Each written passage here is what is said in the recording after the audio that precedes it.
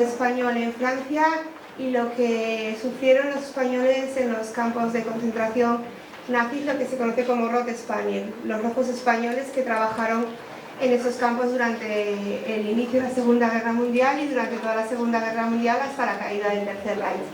Os dejo con ellos, espero que os guste y bueno, luego abriremos una ronda de preguntas y demás, o sea que espero que participéis, que vivos estéis muy vivos en otros momentos, en este también, ¿vale? Vamos a empezar. Muy bien. Vamos a ver, hola. No sé si que bueno, tú tranquila, ya. Si hablamos sin micrófono, ¿nos escuchan? Allá en el fondo, ¿nos escuchan más o menos? Más o menos. Sí, bueno. Entonces hablaremos con micrófono. ¿Será mejor para nuestras cuerdas vocales o nos sentamos de una...? Luego nos sentamos, ¿no? Vamos a empezar así. Y vamos a empezar así. Bueno, yo me llamo Pierre Souchard y soy miembro de Mer 29, pero como escuchan mi acento no es muy francés cuando hablo español, pese a mi nombre. Yo soy franco-venezolano y mi historia con Mer 29 se la debo al señor aquí presente, Iván López Cabello, que me introdujo a Mer 29 hace 7, 8 años ya. Y me reconocí mucho con los miembros de Mer 29, que les voy a explicar después qué es la asociación, pero quería empezar diciéndoles un poco cuál era mi vínculo con Mer 29. Mis abuelos huyeron de Francia después de la Segunda Guerra Mundial por ser judíos. Y yo crecí no conociendo muy bien la historia de mis abuelos en Venezuela. Y es un poco lo que sucede con los miembros de Mer 29, de Mer 29, perdón, que no sabían muy bien la historia de sus padres. Y entonces ahí está mi vínculo emocional con ellos. Es buscar la historia de nuestros ancestros. Ese es un poco el objetivo de Mer 29. Y... Bueno, que pues muy buenos días a todas y a todos. Qué extraño, ¿no? Esto de coger el micrófono así, ¿verdad? Es que la verdad es que pensábamos intervenir más bien en las clases de manera un poquito más informal, en otro formato, otro lugar, ¿no? Menos así, veo que este es el salón de actos, ¿no? De conferencias. Pero bueno, vamos a ver.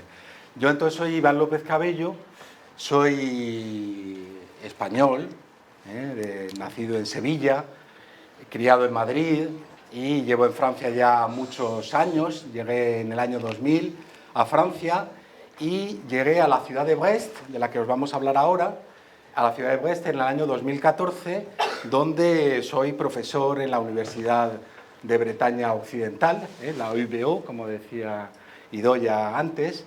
Soy profesor de historia en un departamento de lengua española. Y pues allí trabajamos temas como estos, el que vamos a exponer ahora, ¿no? Y trabajo mucho como profesor de la universidad, trabajo mucho desde hace ya, pues desde que llegué prácticamente a Brest, en 2015, con la asociación de la que está hablando Pierre, Mer 29, que significa Memoria del Exilio Republicano Español en Finisterre, el Finisterre francés, no el de Galicia que tenéis aquí cerca, ¿no? Entonces, bueno, pues de esto vamos a hablar ahora. Mi vínculo con esta asociación viene pues por mis estudios y por mis investigaciones que hago también sobre el exilio republicano español, en otro tipo de ámbitos, pero me interesa mucho el devenir de estos exiliados españoles, tantos exiliados que estuvieron por el mundo después de la derrota de la Segunda República en la Guerra Civil Española. Y cuando llegué a la ciudad de Brest, pues me interesé por los españoles que habían llegado hasta allí. Para mí, un tema totalmente desconocido y muy sorprendente, ¿no? Y de esto es un poquito lo que queremos hoy hablaros, pero como decía, que nuestra intención era, más que una charla, una conferencia, es hacer un pequeño coloquio, una charla un poquito informal, así que si tenéis preguntas, si queréis intervenir, pues nosotros estaríamos muy contentos.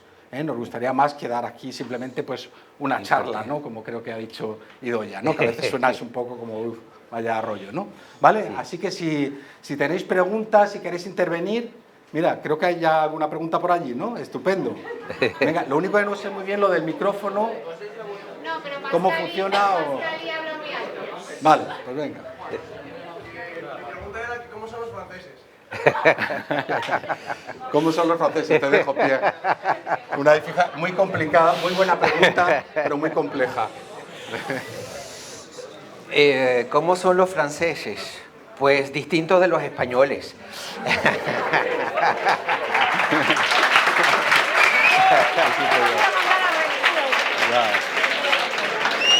Pastani, ¿te vuelves a clase con Efraín? No, muy buena pregunta. Muy buena pregunta. Somos todos distintos y eso es lo que hace que el mundo sea divertido y sea placentero. Así es que incluso entre los franceses no somos todos iguales. Hay franceses venezolanos, hay franceses de origen español, hay franceses de origen bretón, que son puros bretones. O sea que son distintos. La única gran diferencia que yo noto es que se ríen menos que nosotros. Y yo, una cosa, bueno, ya vamos improvisando totalmente, pero aprovechando la pregunta, que me parece muy buena, muy oportuna, decir que entre los franceses, que bueno, pues como en España, ¿no? Hay diferentes regiones, son muy diferentes unos de otros. Nosotros estamos en el norte, ¿no? En el noroeste, allí en Bretaña.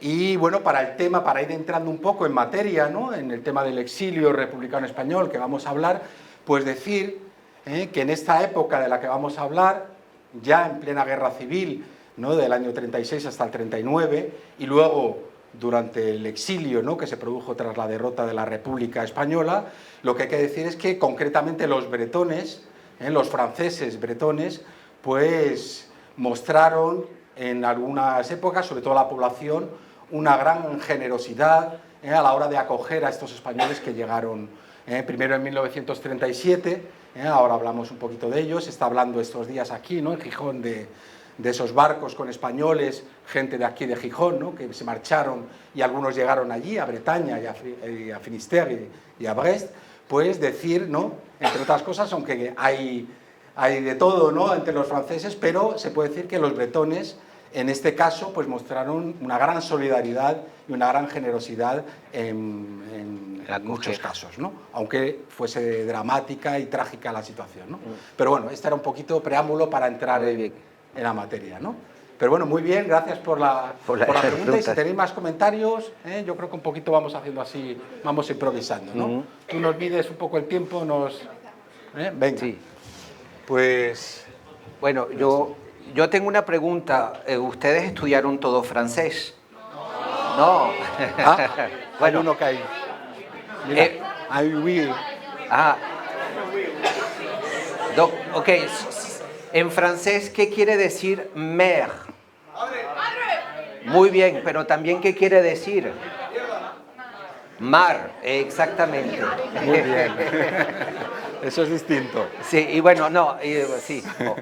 Entonces, eso para entrar en nuestra presentación, MER 29 quiere decir realmente Memoria del Exilio Republicano Español en el 29, en el departamento Finisterre, que lleva el número 29. En Francia los departamentos tienen números. Y al mismo tiempo significa mer, el mar, porque como ven en el mapa, el Finisterre está ubicado aquí. Esta pequeña punta de aquí es el departamento del Finisterre, que sería equivalente a la provincia en España. Y está rodeado de mar todo el tiempo. Entonces el nombre de Mer 29 hace un poco alusión a eso también. Hay que saber que también en Francia hay otras asociaciones de memoria dedicadas al exilio republicano español que se llaman también MER, pero llevan el número del departamento, MER 64, y hay muchas otras. ¿Ok? Entonces, bueno, queríamos antes que todo era presentarles un poco nuestra ubicación geográfica y la importancia del Finisterre. Y ven estamos en línea directa con Gijón.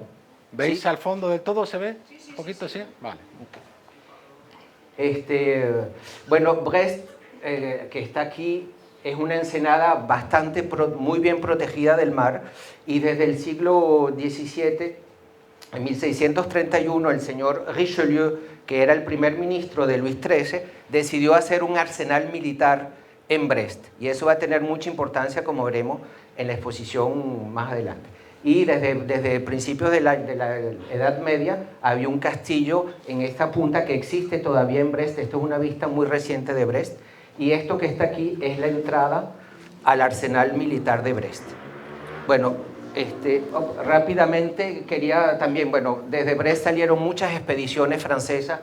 El señor Bougainville, que trajo la bougainvillea a Europa. Importante. El señor Kerguelen, que descubrió una isla en el Pacífico Sur, y el señor Lapérouse, que hizo una expedición por el mundo y se perdió en el mundo y que inspiró a Julio Verne. En las aventuras de Lapérouse inspiraron a Julio Verne. ¿Ahora sí? No sabía. Sí. Bueno, una pequeña comparación entre la población de Brest y Gijón, para que vean que somos más o menos parecidos, aunque tenemos un poquito más de... Ustedes tienen más densidad poblacional que nosotros, pero somos, en términos de tamaño, somos casi los mismos. Y un rápido... ¡Ay, perdón! Comparación entre la superficie y la población entre Bretaña y Asturias, para que tengamos una idea. Bretaña es 2 veces más grande, y tenemos un poco más de habitación, pero de habitantes tienen una pequeña idea de dónde estamos ubicados. ¿Okay? Y Bretaña, que se me olvidó decirlo, Bretaña estamos relativamente aislados del resto de Francia. Bretaña hoy en día se para aquí, antes llegaba por aquí y ideológicamente y culturalmente lleva toda la punta hasta aquí, pero eso nos da un cierto aislamiento geográfico, político y hasta a veces intelectual, que es muy saludable, que a mí me gusta mucho. No sé, bueno, entonces... ¿Sí? Ah, perdón. Una pregunta.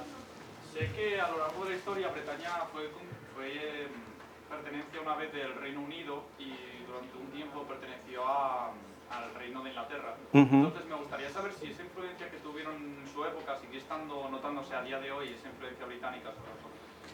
No, hoy en día no queda rastros, o sea, de cultura anglosajona no. Ahora, la cultura bretona está muy relacionada con la cultura gallega, que es celta. La cultura celta, eso sí hay mucha influencia, incluso con Irlanda y todo eso está relacionado. Pero en cultura anglosajona no queda nada. Eso desapareció completamente. Gracias por la pregunta. Incluso tal vez cierto rechazo, incluso de como haber sido tal vez ocupados yo creo que hay cierta hostilidad más bien, ¿no? Hacia el mundo anglosajón. En Francia hay realmente una cierta hostilidad, que es el mundo anglosajón. Los franceses se refieren a los ingleses como biftecs, porque cuando van a coger sol se ponen rojos, como un biftec. Creo que los ingleses nos llaman grenouilles, ranas. ¿Por qué? No sé, pero así nos llaman. Bueno, esas son hostilidades que efectivamente tienen mucha raíz en la historia de lo que ha sucedido. Bueno, sí, vamos más rápido. Entonces, bueno, Mer Van Neuf fue creada en el 2012 por hijos e hijas de republicanos españoles que, como decía al principio, pues se encontraron sin conocer muy bien la historia de sus padres, de lo que había sucedido y por qué sus padres habían llegado al Finisterre. Y entonces empiezan a hacer unas investigaciones y el lema de Mer Van Neuf es conocer, dar a conocer y hacer que se reconozca la memoria del exilio republicano español en Bretaña y principalmente en el Finisterre. Entonces, cuando los miembros se reunieron, que yo no estaba allí, en el 2012 empezaron primero a empaparse del tema, a buscar investigación, y había muy poca investigación al respecto, y trabajaron principalmente buscando en los archivos municipales la información de lo que podían conocer y de los barcos y de todas, bueno, las distintas oleadas de inmigración española en Finisterre. Y después, bueno, la divulgación de ese conocimiento, se hizo una exposición que les vamos a presentar brevemente después. Nos asociamos con la Universidad VO para hacer coloquios y que se conociera eso, y también la posición de placas en sitios memoriales para que eso perdure con el tiempo. Esos son los 3 objetivos principales de Mer Van Neuf. ¿Okay? Vale.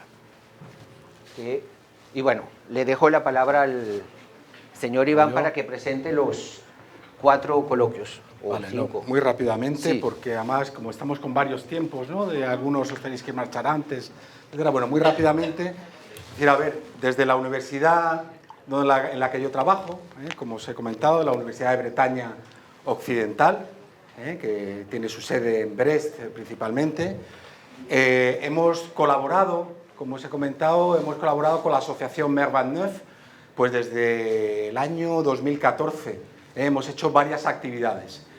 Yo especialmente, como os he dicho, como investigo también sobre el tema del exilio republicano español, pues estaba muy interesado en esta asociación que fue fundada, como ha comentado Pierre, fue fundada, entre otros, por hijos, ¿no?, de estos exiliados, ¿no?, de muchos de estos exiliados que estuvieron trabajando forzosamente ahora hablaremos de la base submarina de Brest en concreto.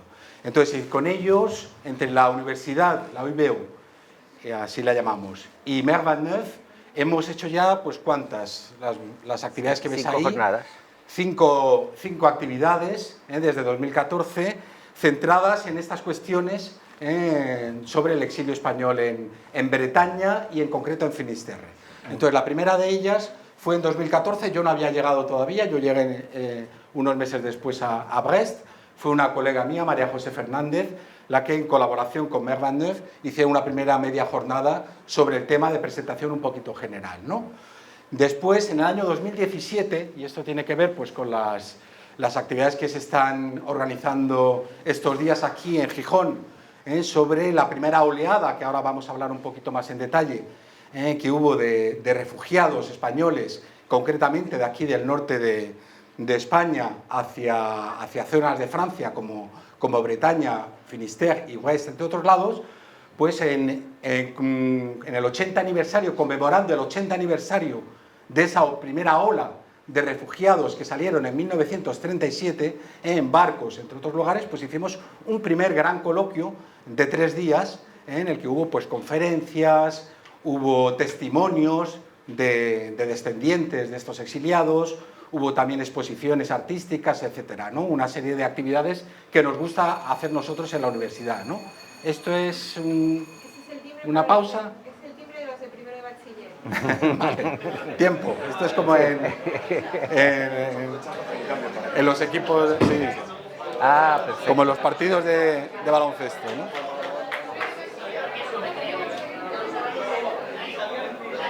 Esto mejor, claro, sí. No funciona. Porque necesita. Ahí va, perdón. Ahí. Perdón. Qué raro, porque No sé por qué. no necesita una alimentación. No, ese no es dinámico, ese es dinámico.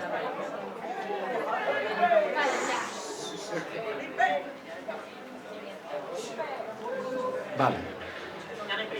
Esto, ya no hay prisa, esto es como los partidos de fútbol, ¿no? La segunda parte. Vale, aquí ya más en familia, además. Bueno, pues continúo entonces, como os decía, insisto, voy un poquito rápido, ¿no? Porque tenemos poquito tiempo. Si hay algo que no se entiende o queréis preguntar, no dudéis. No dudéis en hacerlo. Entonces, bueno, un momentito al anterior, que quiero decir una cosa. Este gran coloquio que hicimos, conmemorando el 80 aniversario de esos españoles, ¿no?, que llegaron a Bretaña y a Finisterre en concreto, duró 3 días y tuvimos un colega que colabora con nosotros, un artista que nos hizo el cartel y, como veis, pues representa uno de esos barcos los que se están hablando estos días aquí, que salieron entre otros lugares de aquí, de ciudades como la de Gijón, ¿no?, y llegaron a ciudades entre otros lugares también como Brest, por ejemplo, ¿no? Entonces representa un poquito esto, ¿no? Bien, pasamos entonces. Hicimos pocos meses después de este gran coloquio, ¿no?, porque 3 días son bastantes días de coloquio, que hicimos una pequeña jornada específica sobre los exiliados republicanos españoles, pero en concreto gallegos, en Galicia, la región que tenéis justo al lado de la vuestra, de Asturias. Invitamos a un profesor y poeta también, que es el presidente de honor de la asociación Mer 29, Claudio Rodríguez Fer. Vino a hablarnos de los refugiados gallegos en concreto, que llegaron a Bretaña, ¿no? Entonces hicimos una relación concreta entre Galicia y Bretaña en torno a este tema de los exiliados que llegaron allí, ¿no? Esto fue esta pequeña jornadita, pasamos.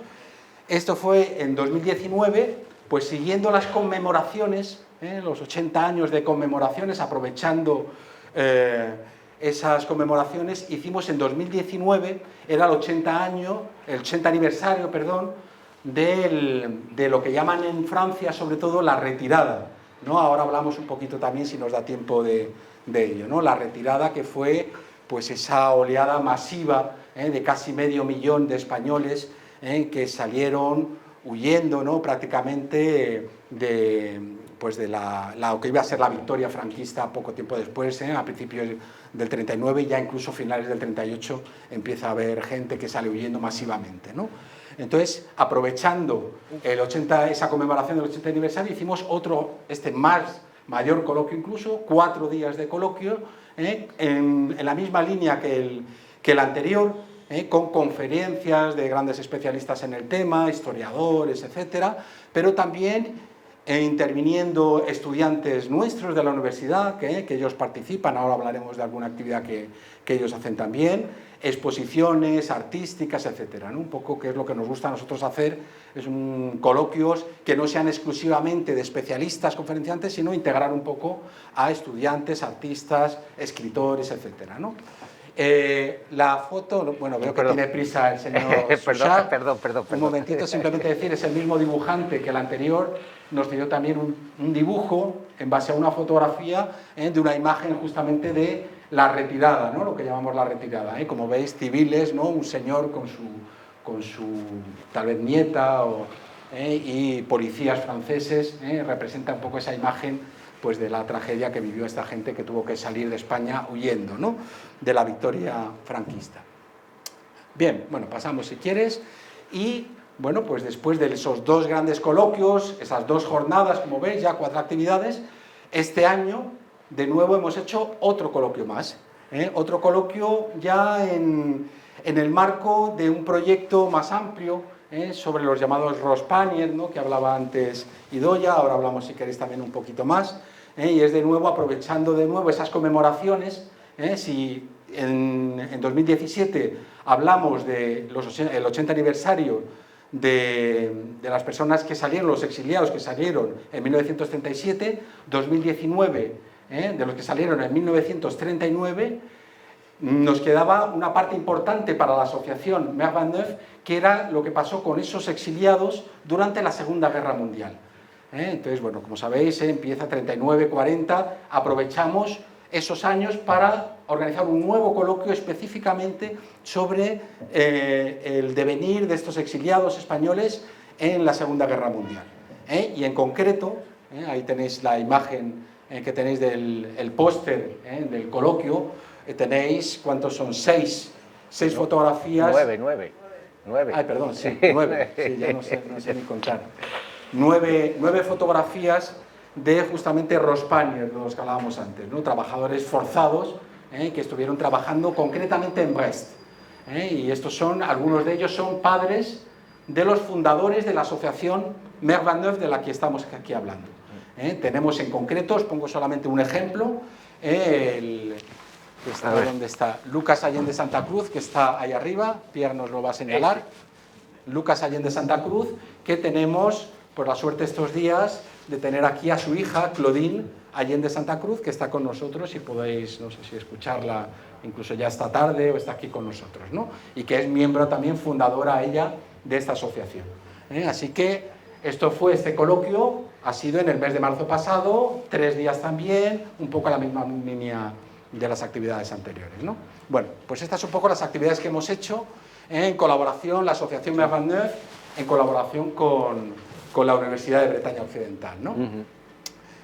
Y ahora sí, te toca, ¿verdad? Vale, para que... Bueno, ¿tienen alguna pregunta con respecto?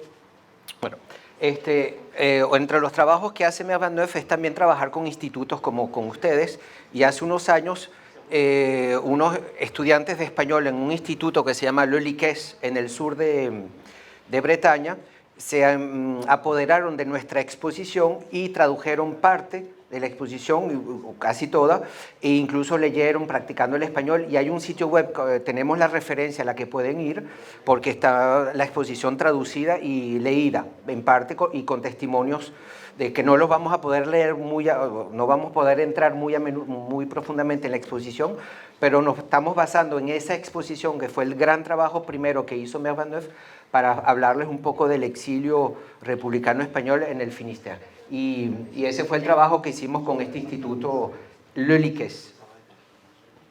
Y bueno, damos los créditos de la señora, y la exposición se presenta así como unos paneles que se pueden desplazar. Hubiésemos querido traerla, pero la exposición ya estaba en otro sitio, así que bueno.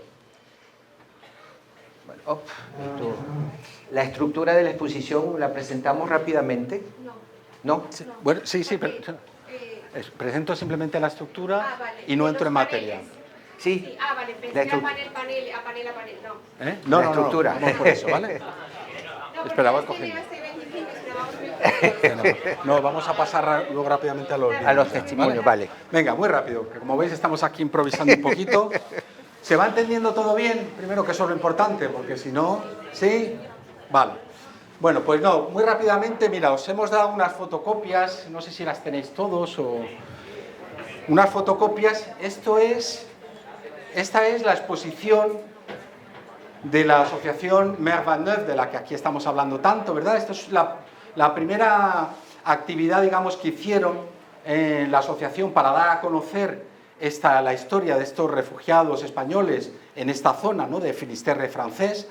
Pues hicieron esta exposición y aquí tenéis los paneles, los 16 paneles de esa exposición que la asociación pues suele presentar en institutos como este, pero en Francia se suelen presentar en diversos lugares, ¿no? No vamos a entrar a presentarlo porque nos interesa más que escuchéis algunos vídeos que ha preparado Pierre sobre testimonios directos, pero simplemente os voy a decir qué es lo que nos podemos encontrar en esa exposición. Y bueno, y una cosa importante, estas fotocopias concretamente tenéis una pequeña versión traducida al español, como veis, porque la exposición está hecha en francés, y unos estudiantes de un instituto que tenéis aquí indicado, Le Liques, de allí de Quimper, que es la zona de Finisterre también, hicieron un trabajo con sus profesores de historia de traducir la exposición, y el resultado es este que tenéis aquí. Así que bueno, yo no voy, para que no nos aburramos mucho, no voy a entrar en el tema, pero si os interesa, tenéis las fotocopias y podéis también ir a consultar una página web poniendo Merle Van Neuf, bueno, la encontráis en la página web de Merle Van Neuf, se encuentra, ¿no? Sí, está. Entonces, muy rápidamente, antes de empezar ya con la parte de los vídeos, muy rápidamente os explico. En la presentación de la exposición tenéis dos primeros paneles, bueno, los que tenéis ahí indicados, ahí está en francés, las dos primeras paneles que tenéis. Es un contexto general, un contexto histórico general sobre la Segunda República, un tema fundamental para comprender esta historia, y después directamente la Guerra de España, como se le dice allí en Francia, ¿no? O la Guerra Civil Española, más conocida aquí en España, ¿no? Sobre la Guerra Civil. Algunos datos clave en general sobre ello. Y ya seguidamente, el resto de paneles se basan principalmente en las dos grandes oleadas de exiliados que hubo españoles en esta zona, ¿no? En Francia y en Finisterre en concreto, que son los tres siguientes paneles, el 3, 4 y 5, bueno, más o menos lo podéis ir viendo en las fotocopias, se basan en la oleada de 1937, de la que estos días se está hablando en Gijón bastante, ¿no? Se basa en ella. Luego los siguientes paneles tratan de la oleada de 1939, cuando ya se produjo la derrota republicana, esa gran oleada masiva de casi 500.000 de españoles que hemos dicho antes, ¿no? que se tuvieron que marchar. Se habla de ello. Y por último, el resto de carteles, ahí está, el resto de carteles tratan sobre la Segunda Guerra Mundial. ¿Qué ocurrió con estos exiliados en la Segunda Guerra Mundial? Y concretamente tenéis ahí cuando se ocupó, por ejemplo, no sé si sabéis, ¿no?, que Francia fue ocupada por la Alemania nazi a partir del año 40, y a partir de ese momento los nazis van a construir una serie de bases submarinas, entre otras fortificaciones, para protegerse de los ataques aliados, y estos paneles explican toda esta historia y explican en concreto cómo muchas de esas bases submarinas, por ejemplo, como la que existen en Brest, fueron construidas por españoles. Yo esto fue algo que, por ejemplo, como historiador que soy, descubrí cuando llegué a Brest. Yo no me podía creer que había, pues no sé, 6.000, 7.000 españoles que habían construido una base de submarinas en esa ciudad, ¿no? Para mí era sorprendente, ¿no? Entonces, bueno, de todo esto se habla ahí, ¿no? Y luego se habla un poquito también de los descendientes de los exiliados, ¿no? Esto muy resumidamente es de lo que trata en detalle, lo tenéis ahí en la exposición, ¿vale? Pero no entro en ello para que no sea demasiado largo, ¿no? La charla. Y yo creo que más interesante, vale. Si te parece, ¿no, Pierre? Sí, perfecto. Que veamos ya, que presente Pierre los testimonios que le está haciendo y algunos vídeos para que veamos ya personas directamente, ¿no? A ver. Toma. Vamos a ver, que ahora los tengo que conseguir rápidamente.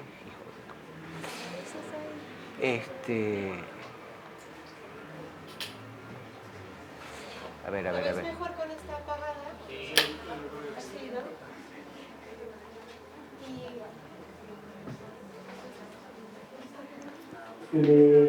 Ay, perdón. Pero no se ven. Sí, es que tengo que pasarlo ahora. Aquí. Ya va. Antes de lanzarlo, yo... Ponte incluso sentado, ¿no? Si quieres, o como tú quieras, ¿no? Sí, bueno. Sí, tengo que... Sí, está en subtítulo. Hay subtítulos. Pero algunos sois de francés aquí. Entonces los quitamos, ¿eh? Los quitamos los subtítulos. No los puedo quitar. Bueno.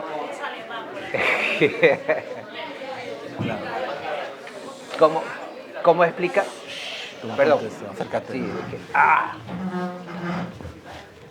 Como explicaba al principio, mi relación mucho con Mervan Neuf es que es ser hijo de exiliado.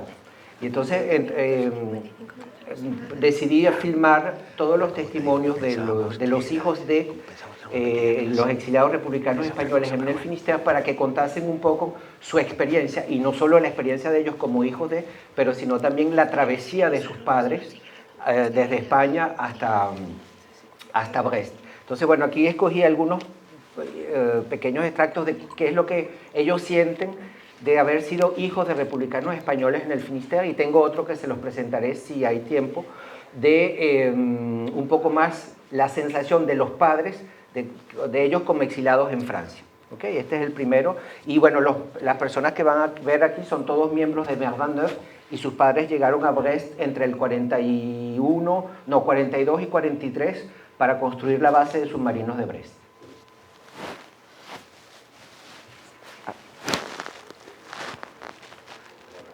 J'ai commencé à comprendre que j'étais dans une situation un peu atypique, je dirais. ¿Se ve o no? Perdón. C'était trop compliqué, alors ça devait être trop compliqué. Atypique, ¿Veis? j'ai commencé à comprendre quand j'avais à peu près 7 ans, quand j'ai commencé à savoir à écrire tout seul. Parce que, justement, mon père écrivait une fois par mois à ses parents. Et donc, quand j'ai eu 7 ans, il fallait que j'écrive à mes grands-parents. Mais écrire à mes grands-parents, c'était compliqué. Parce qu'il fallait, donc à l'époque, que le jour où il y avait congé, c'était le jeudi. Donc il fallait que le mercredi soir, je rédige quelques lignes en français. C'est déjà un premier devoir. Mon père les traduisait en espagnol le mercredi soir. Et moi, j'écrivais en espagnol à mes grands-parents le jeudi matin pendant que j'imaginais mes petits collègues en train de jouer. Et moi, je comprenais en plus rien du tout parce que j'écrivais. Alors, je n'avais qu'une seule hâte, c'était d'arriver à bout de chose des os. Parce que ça, je savais que ça terminait comme ça. Voilà. Donc ça, et c'est là que j'ai pris conscience que ma situation n'était pas tout à fait la même que celle des autres. Ils sont restés au camp d'Argelès. Donc là, ils sont tombés malades, ils avaient tous la dysenterie, voilà. Il y a la plus jeune sœur qui est morte de dysenterie. Donc mon père a dit, si on reste là, on meurt tous. Donc il a trouvé la possibilité de s'engager tant que... je ne sais plus exactement, je pourrais rechercher. Là, il a été pris dans les STO. Oui. d'abord il a été mineur en Corrèze, et de là, ils l'ont envoyé ici au fort Montbarré, enfin pas au fort Montbarré, mais il est venu pour la bastille marine. Ma mère et mon père, ils m'avaient raconté que c'est eux, les prisonniers, qui donnaient du pain, du chocolat, des bonbons aux petits Français qui étaient dehors. Parce que c'est une anecdote, comment dirais-je, les gosses déconversés, il y avait des prisonniers derrière les barbelés, ils allaient voir qu'est-ce que c'était ça.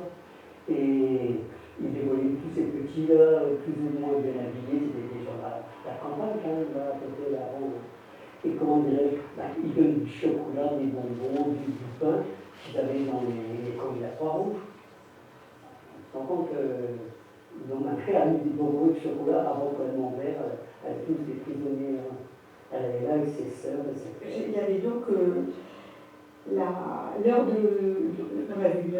de repassage. Et c'était Madame Le, je dis son nom, moi je ne sais pas si je dois le dire. Il y avait Madame Le Bihan, c'était une dame assez grande, des petits cheveux bouclés blancs, des petites lunettes cerclées là. Et j'avais fait quelque chose. Et je l'appelle, et après elle me dit, la bougnoule, venez par ici, la bougnoule.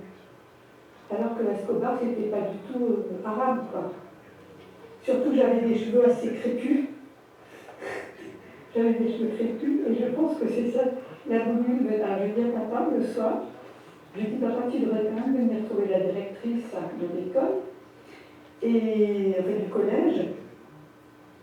Donc, je lui ai raconté. Il m'a dit, non, Monique. Non, je n'irai pas. Donc, il ne voulait pas qu'il y ait trop de... Él estuvo en la base de submarinos, fue un gran amigo del padre de Claudine y el señor está vivo todavía, tiene 103 años, tiene toda su cabeza, está un poco sordo, y se recuerda de muchas cosas increíblemente se recuerda de los buenos recuerdos y los malos recuerdos no quiere hablar de los malos recuerdos o no los recuerda.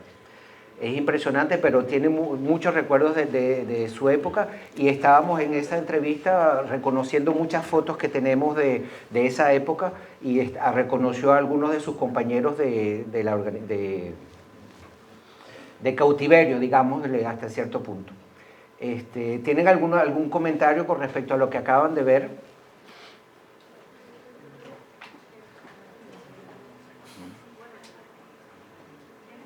¿No?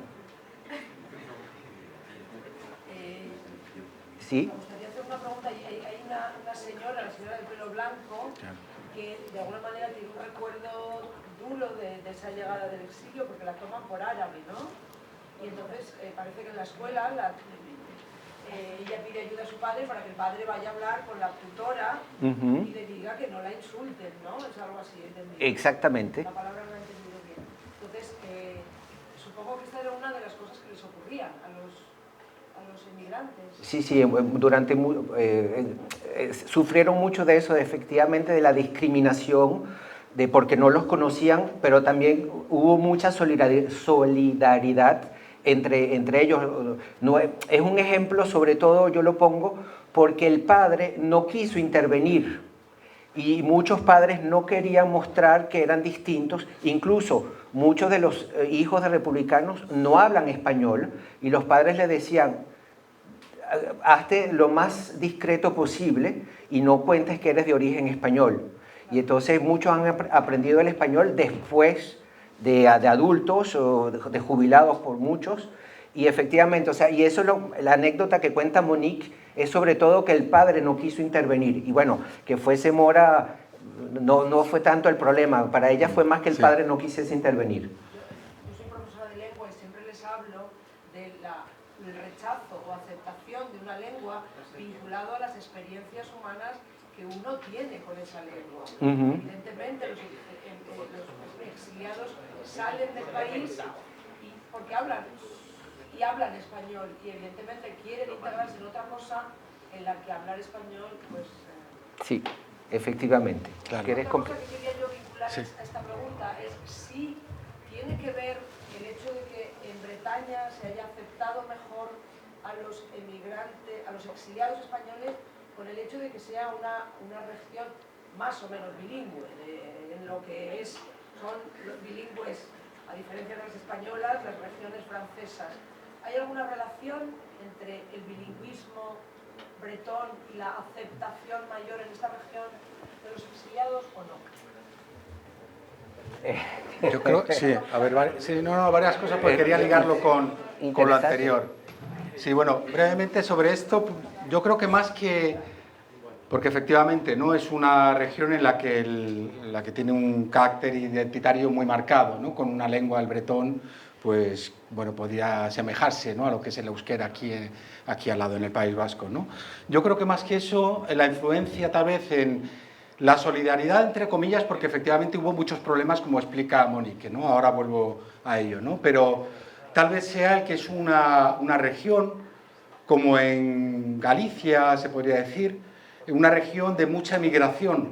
Es una región más bien pobre históricamente en Francia y ha habido una migración muy importante de bretones hacia ciudades como París, ¿no? La gran capital, y de hecho pues es muy conocido, ¿no? La Bécassine, ¿no? Por ejemplo, la imagen de las criadas bretonas en París, etcétera, ¿no? Y yo creo tal vez la solidaridad que sobre todo en 1937 manifestó la población, según cuentan muchos testimonios, a la hora de acoger a todos estos exiliados, yo creo que tiene más bien relación con esta situación histórica de Bretaña, ¿no? Más que el tema de la lengua, me imagino, ¿no? Pero bueno, es algo que me verá. Yo creo que habría que simplemente que explicar, ¿no? De las imágenes del documental que está preparando Pierre, que hemos visto, la mayoría son hijos de descendientes, ¿no? Son descendientes de exiliados que llegaron allí, la mayoría para hacer ese trabajo forzado del que hemos hablado rápidamente antes, ¿no? Casi como esclavos, digamos, ¿no? Para construir bases de submarinos como la que hay muy importante en Brest, ¿no? Ellos son los hijos... ¿Sí? Se va a la pantalla. Que se va a la pantalla, ¿no? Ellos son, la mayoría de los que hemos visto, son hijos. Y son hijos de matrimonios mixtos. Fueron españoles que habían trabajado en esa base de submarinos, que cuando ya terminó la Segunda Guerra Mundial y con el triunfo de los aliados, pues algunos de ellos rehicieron su vida allí en Bretaña o en Brest, se casaron algunos con bretonas, y estas personas que hemos visto aquí, la mayoría son hijos de padres españoles exiliados y madres bretonas, ¿no? Como es el caso de Claudine, que hemos hablado ya de ella, ¿no? Que es su caso, por ejemplo, ¿no? Y solamente hay un caso, que es el que comentaba Pierre antes, que es el de Bonifacio, el apellido Ortego, ¿no? Que es el señor que hemos visto al final. Él sí que es un exiliado que estuvo trabajando, ¿no? Como trabajador forzado en la base de submarinos de Brest, y que vive hoy en París, ¿verdad? Él es el único de los testimonios que hemos visto. El resto son las historias que nos cuentan los descendientes, los hijos y las hijas. Entonces, para volver a lo del caso que comenta Monique, es muy interesante, como has dicho, porque ellos en realidad, como Monique, por ejemplo, Escobar, eran hijos de españoles, pero de bretonas, de francesas también, son mitad a mitad, digamos, ¿no? Ahora te doy la palabra, ¿no? Un momentito, si no se me olvida lo que quiero decir. Eran hijos de bretones, de franceses y de españoles al mismo tiempo. Y entonces ella lo que comenta es que, bueno, efectivamente, pues las historias del exilio, pues en general son bastante trágicas, aunque hubo muestras de solidaridad, pero había aspectos negativos también. Y ella explica, en lo que hemos escuchado, explica una anécdota triste para ella, ¿no? Que es concretamente en su escuela, como una profesora, es un caso concreto, dice, ¿no? Una profesora, efectivamente, cuando escuchó el apellido Escobar, que era el apellido de su padre, ya directamente, de manera un tanto racista, se podría decir, lo asoció con que era árabe y todo con connotaciones racistas, se puede decir directamente, ¿no? Y a ella, pues de algún modo la trataba como, pues eso, como la mora, ¿no? Como si fuese, siendo ella en realidad Escobar, un nombre de español. Y entonces pues ella cuenta esta anécdota porque efectivamente se sintió ofendida por la profesora, que además esto lo decía delante de todos los compañeros y compañeras, ¿no? Es una pequeña anécdota que ella cuenta, ¿no? Luego hay otros casos muy positivos también de la acogida, ¿no? Pero efectivamente hay casos negativos como este, ¿no? O sea que había una pregunta.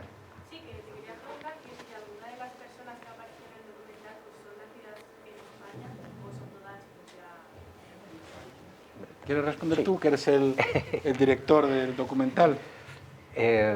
Todas son, los hijos de republicanos españoles nacieron todos en Francia, en Bretaña.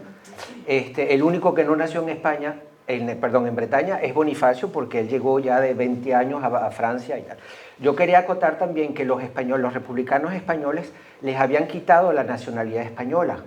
Y entonces ellos, al terminar la guerra, no tenían, digamos, mucho para dónde coger y no podían regresar a España. Y bueno, se quedaron en Francia un poco por decantación, pues, porque no tenían otra alternativa. El padre de Jean, que fue el primer señor que vimos, cuenta también que él durante muchos años pensaba que iba a poder regresar a Francia. Y al final de cuentas nunca regresó a Francia porque murió antes de que muriera Franco. Será la palabra de fin. Aquí ya es... Este es el sotimbre. Se acabó, ¿no? No pasa nada, hombre. Pregunta, pues sí, dale. Que luego... Ah, sí, dale, tú.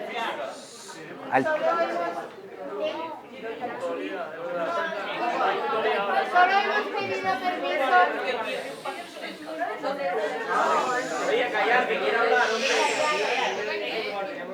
Solo hemos pedido permiso para esta hora. Y no hemos hablado con los profesores de la siguiente. Pero lo comentamos nosotros, no pasa nada. Venga, ya está. Si queréis preguntar algo rápidamente. Tú querías Porque preguntar además algo. Nuestros profesores tienen también que dar otras clases.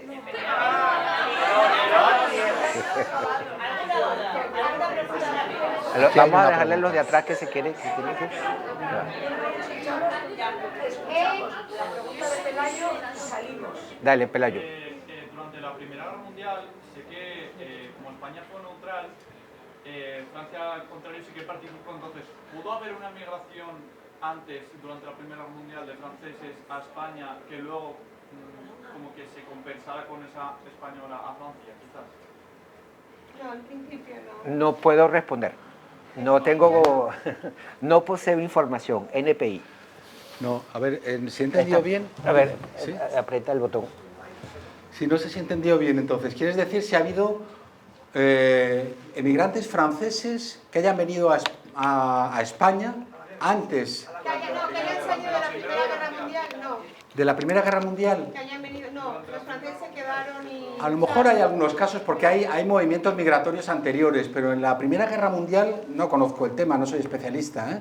Pero a mí me da la impresión de que no hubo en todo caso masas importantes que viniesen hacia España, ¿eh? O sea que no había... Claro, tú ves una correlación a lo mejor que pudiese haber, ¿no? Que viniesen en la Primera Guerra Mundial a España y luego... No, yo creo que no.